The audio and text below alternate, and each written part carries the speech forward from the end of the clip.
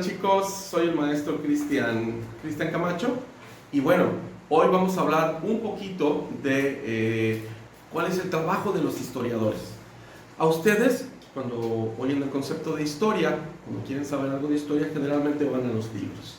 Y bueno, los libros son maravillosos porque ya tienen en sus hojas toda la historia que queremos conocer, nos van contando. Pero hay una persona atrás que es la que se encarga de construir todos estos trabajos para que después nosotros los podamos leer.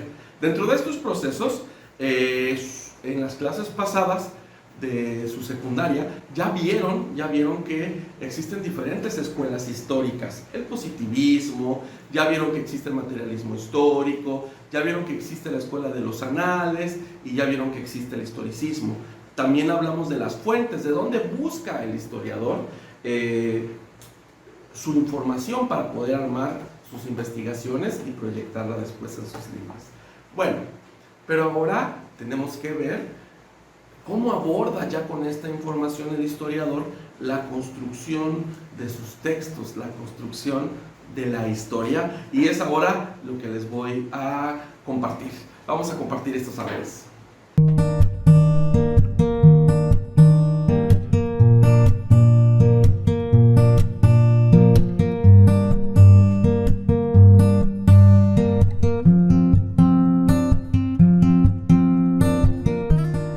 Bueno, chicos, para entender el trabajo del historiador, el cómo utiliza esta información, tendríamos que entender varias cosas. Existen los hechos históricos. Los hechos históricos son acontecimientos importantes que sucedieron en el pasado. Un hecho histórico puede ser cuando cayeron las bombas de Hiroshima en Nagasaki al final de la Segunda Guerra Mundial. Un hecho histórico muy importante puede ser la Revolución Francesa. Un hecho histórico importante puede ser la revolución de las 13 colonias de Estados Unidos de Norteamérica. O en México, un hecho histórico importante puede ser cuando Miguel Hidalgo sale de la iglesia y llama a la gente para ir a pelear y armar la independencia. Otro hecho histórico importante podría ser cuando José María y Morelos, el continuador de la independencia de México, crea, por ejemplo, un documento que se llama Los Sentimientos de la Nación. Todos estos son hechos históricos muy importantes. El historiador detecta estos momentos, estos lugares, estos sucesos, algunos le llaman fenómenos sociales, y en este momento lo registra, busca la información y trabaja sobre ellos. Sin embargo, los hechos históricos no van solos. Son procesos. Varios hechos históricos van formando un proceso histórico. Entonces, los hechos históricos nos sirven para encontrar esos momentos clave en la historia. Y los procesos históricos van a ser todos esos hechos históricos juntos. ¿Cómo los podemos detectar? Bueno, los podemos detectar por medio de las causas y las consecuencias. Los historiadores siempre están buscando causas y consecuencias. ¿Por qué? Por ejemplo, si quisiéramos hablar de un hecho histórico, podríamos hablar de la Segunda Guerra Mundial. ¿Por qué estalla la Segunda Guerra Mundial? Entonces, vamos a entender las causas de la Segunda Guerra Mundial y vamos a ver los tratados de Versalles después de la Primera Guerra Mundial y cómo estos tratados ahorcaron al pueblo alemán y lo obligaron a levantarse en armas contra estos países como Francia e Inglaterra, que habían oprimido tanto a Alemania. También podemos hablar de las consecuencias. Bueno, podríamos regresar a los tratados de Versalles y pensar en cuáles son las consecuencias de esos tratados, pues la Segunda Guerra Mundial.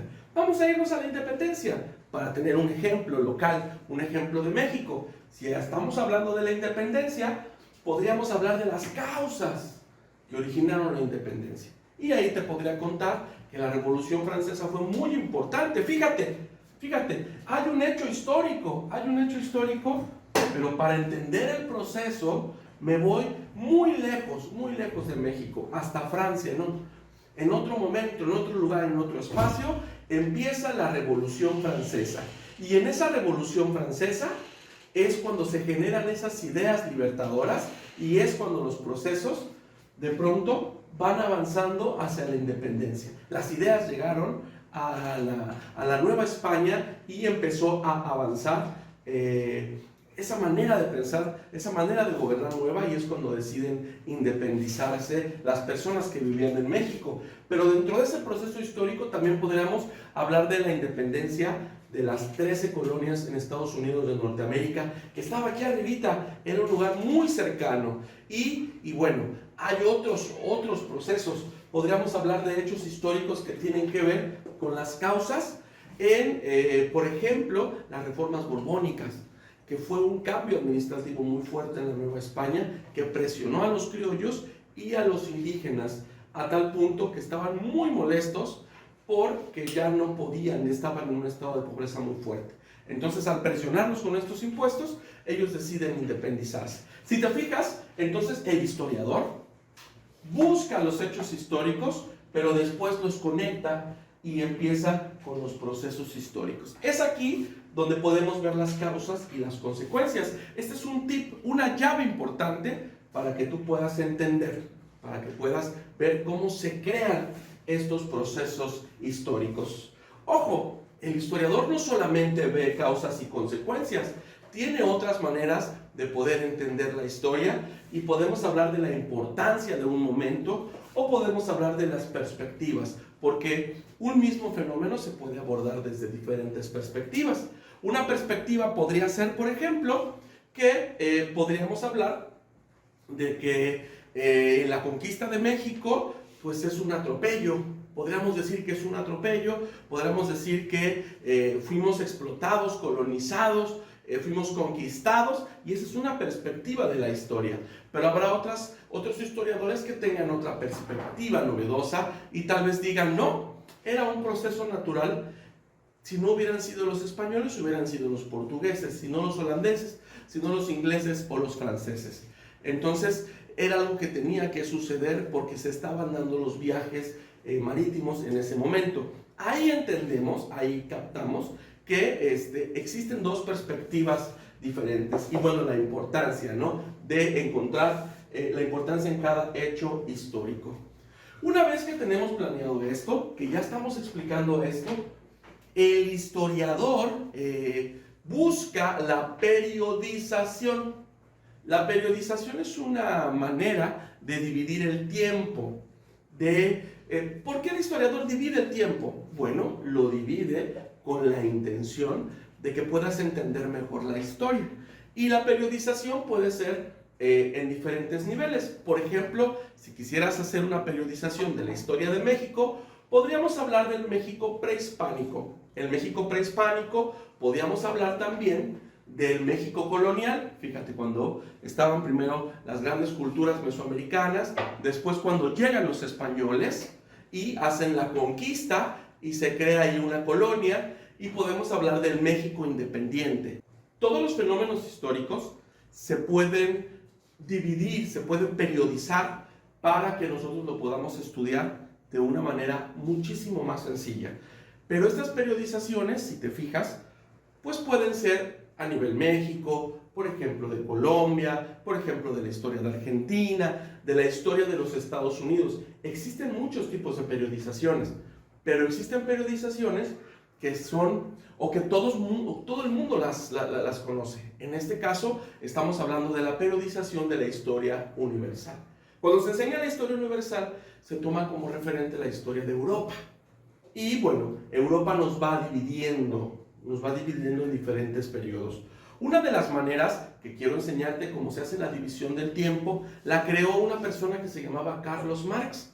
Él crea algo que se llama modo de producción asiático y encuentra que ciertas sociedades tuvieron una evolución, una división del tiempo que tiene que ver con sus relaciones de producción, con las relaciones como los hombres se relacionaban y entendían pues de alguna manera su economía y el cómo subsistían y cómo podían transformar los bienes materiales. En este punto, él divide la historia en esclavismo. Imagínate el esclavismo. Estaban los griegos, estaban los romanos, eran estas culturas que acostumbraban tener esclavos que vivían de ese sistema.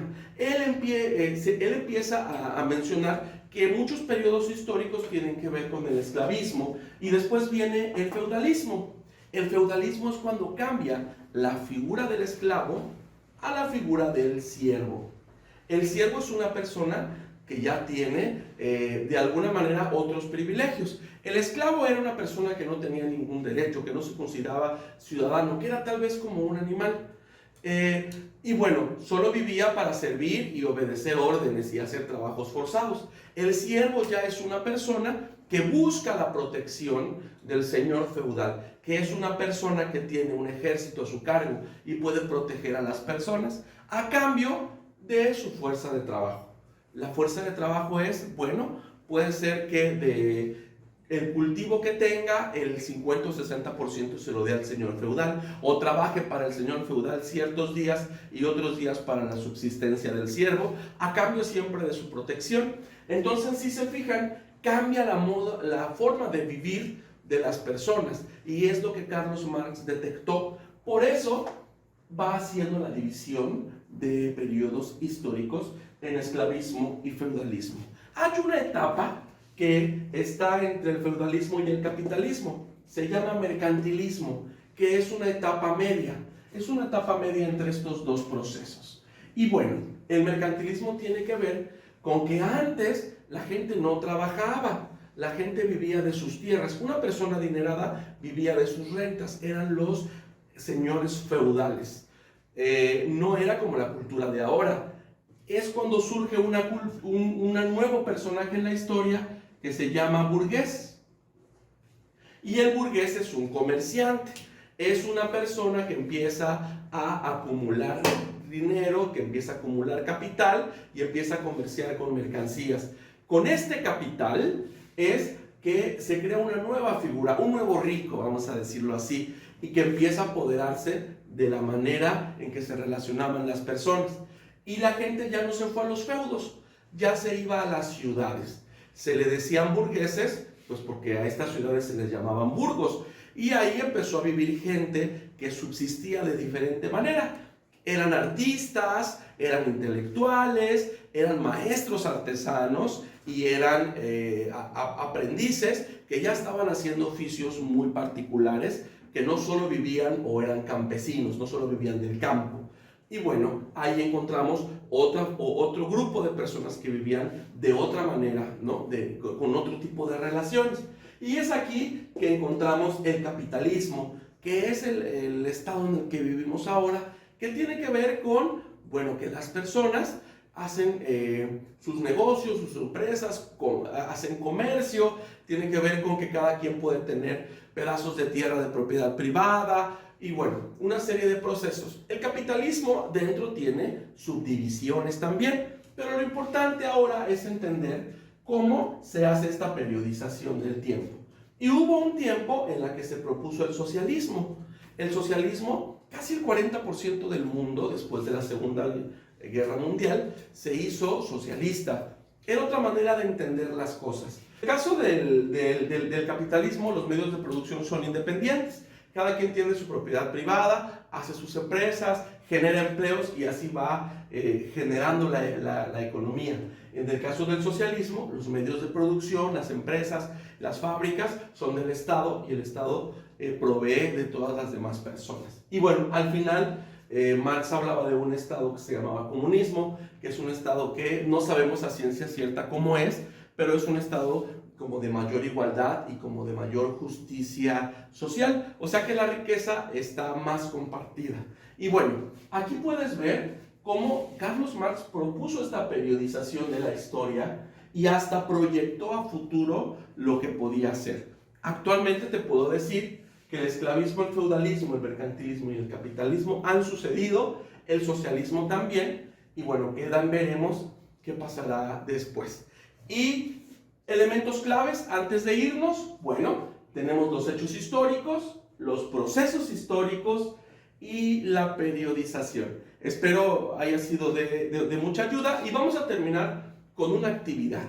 Yo quisiera que pensaras desde que naciste, que tengas memoria, hasta ahorita, que marques los hechos históricos más importantes de tu vida, que creas que han determinado tu vida, y estos hechos históricos, júntalos para después crear un proceso histórico. Haz una diapositiva, puede ser en PowerPoint o en Canva, o puedes hacerlo en tu cuaderno, como gustes o depende del contexto que estés, y anota los procesos más importantes de tu vida desde que tengas memoria.